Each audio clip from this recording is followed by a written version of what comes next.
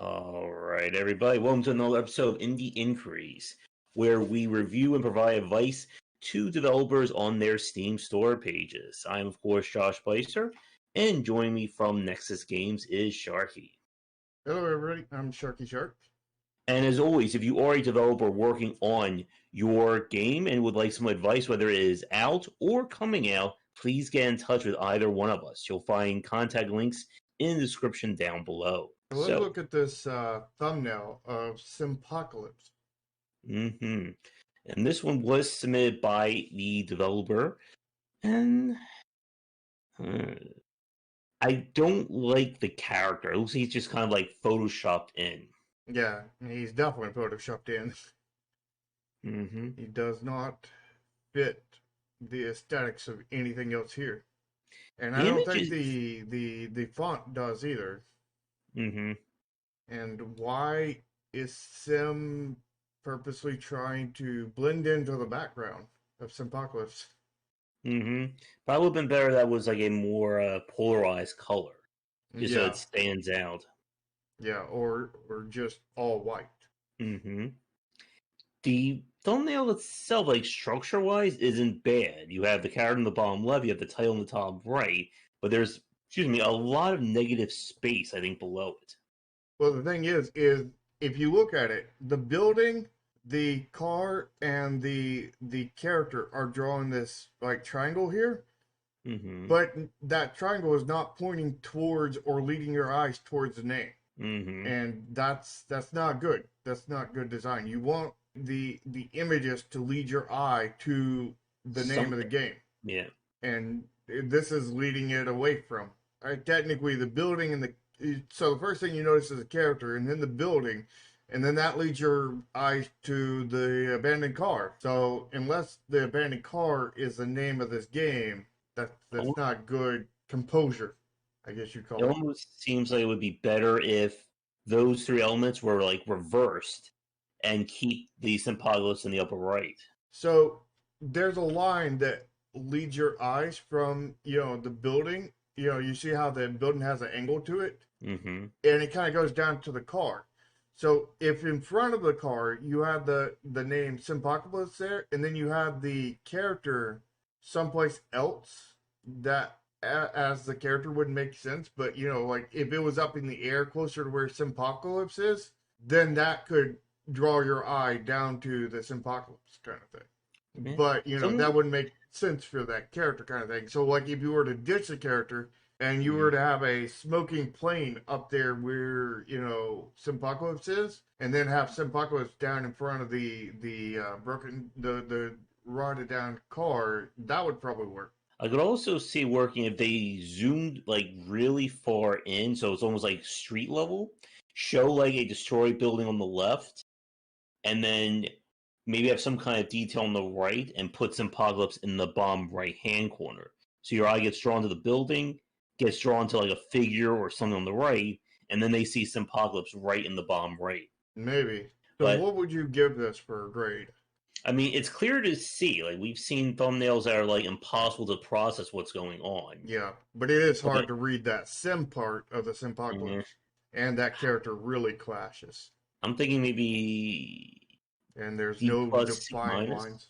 What do you think? I mean, like, the background's solid on its own, so I would say C-, but all the lines are messed up. The character doesn't feels out of place, and the sim part of SimPocalypse just blends way too much. I'm going C-. Okay.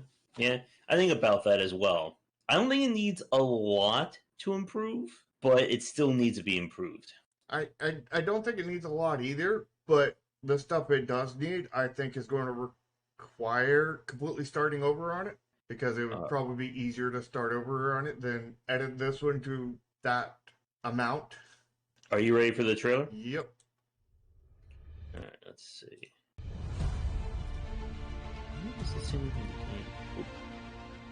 Alright, playing it.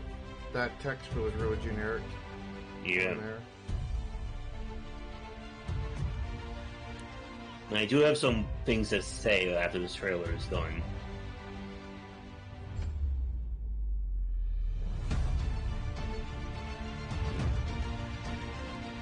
no custom font, I think, really does hurt it.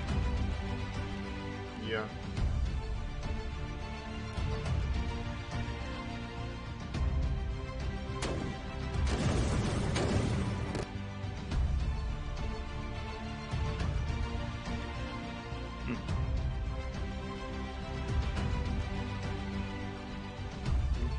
Does show combat.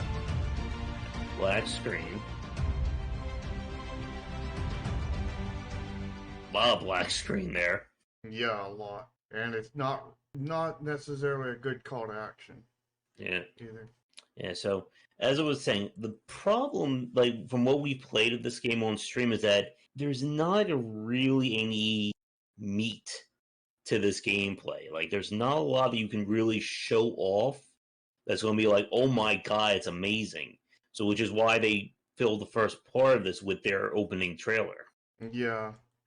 And you know they're using the thumbnail as part of it, which again their thumbnail design isn't all that good, and they're also using probably a stock image of a nuclear explosion. And at the base of the whole trailer ends at the 46-second mark, because there's all this black image over text, or text over black image. I mean, it's short, but it does feel like it's longer than it is, if you know what I mean. Yeah, and so, looking at the game art in the trailer and whatnot, it looks like a whole bunch of assets that do not match.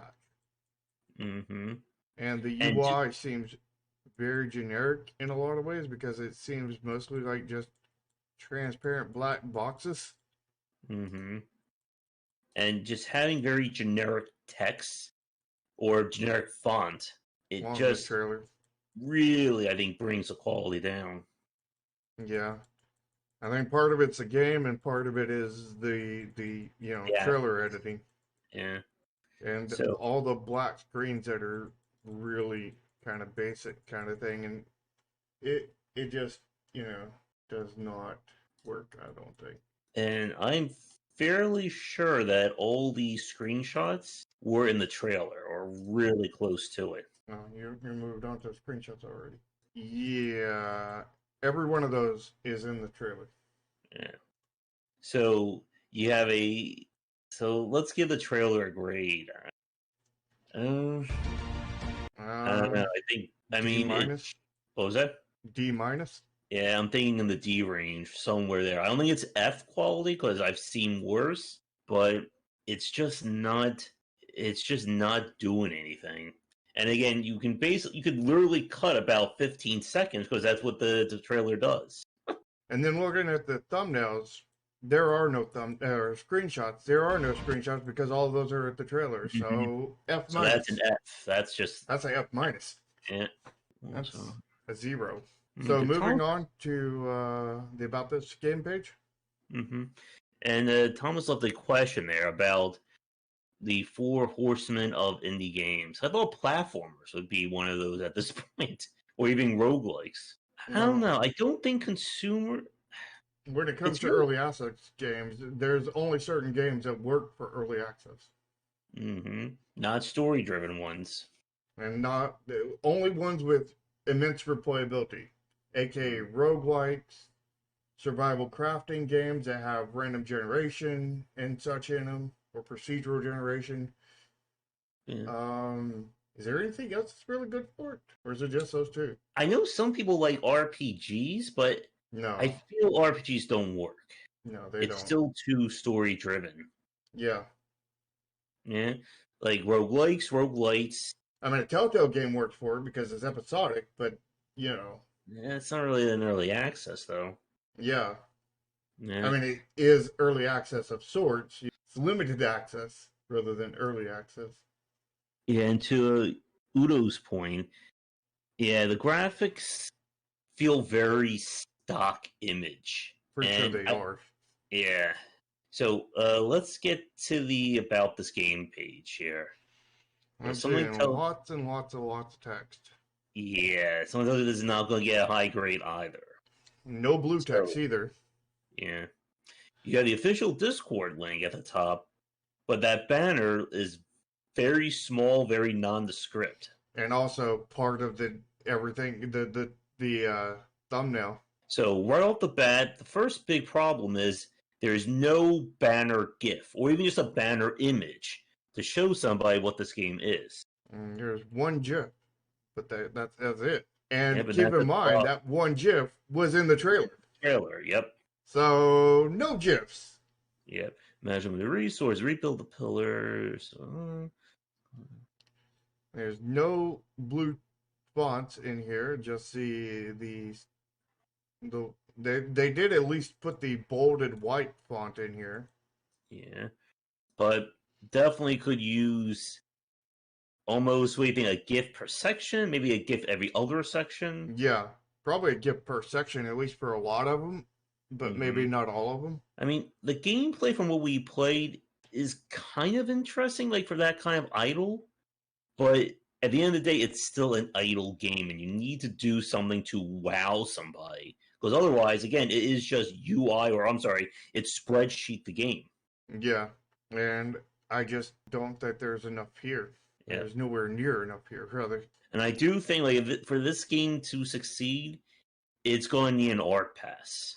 Yeah. Like, all across the board. It's probably going to need more than that, but, that at a minimum.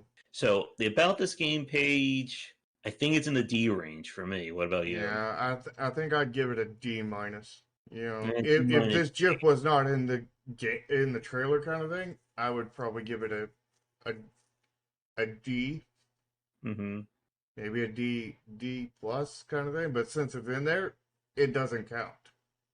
Yeah. No GIF. Yeah. I mean, the structure is nice, or the structure is decent, but it needs more gifts to it. And at least they kind of went into detail. So I think I'll keep with D minus D for me. Now we go back over here. Let's take a look at the info panel. Oh, they have a lot of genres. That's at least a good sign. Yeah, they did well here. Website, game trailer, studio. So here's the question: does the website work? Twitter works. YouTube. There is an actual website. Mm-hmm. It links to their YouTube, and I think this is a pretty dang good title card. Yeah. Really, I mean, the only genre I could think maybe they could include would be clicker or idle. Yeah, well, they don't have idle. Yeah. They definitely need idle in here. Yeah. And quicker. They have the information. They have multiple sites. They have their Discord. I think if this had idle and clicker in here, this would be an A plus.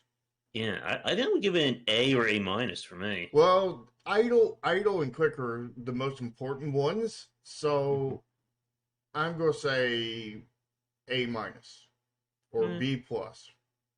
Probably B plus because they're so important. I think I'll stick with an A minus. The fact that they actually went more than like usually for a lot of these fillers, they only stick with like 2 or 3. Mm-hmm. The fact that they actually went above and beyond here, I'll give them a slight nod for it. Yeah. So A minus for me. All right. So overall grade. Let's talk about this. I think besides their title card, I think their highest grade was a D. I think D plus. Did we give one a D plus? I don't think so. Or a D. Yeah. I don't think so. We had an F of no screenshots. Mm-hmm. Yeah, the trailer was, I think, a D minus. Yeah, and the About This Game page was what, a D? About This Game page was their second strongest area. Yeah, the only thing they did well on is the one thing nobody really cares about except for us. Yeah. Well, I mean, Steam cares about it because it uses it to search for games, but they left out the 2 most important search terms. Mm-hmm. So I think overall, I'm gonna give it an F plus.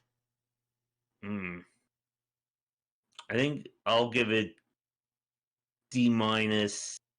I think D minus D for me because I've seen F. Like, there are a few games I would consider F like just a complete cluster of failure.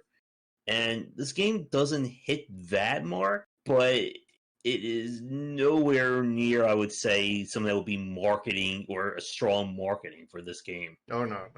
Definitely nothing strong marketing-wise here. Mm-hmm. Other than this title page. Which I guess Steam would like it. Yeah. Steam likes it, we like it.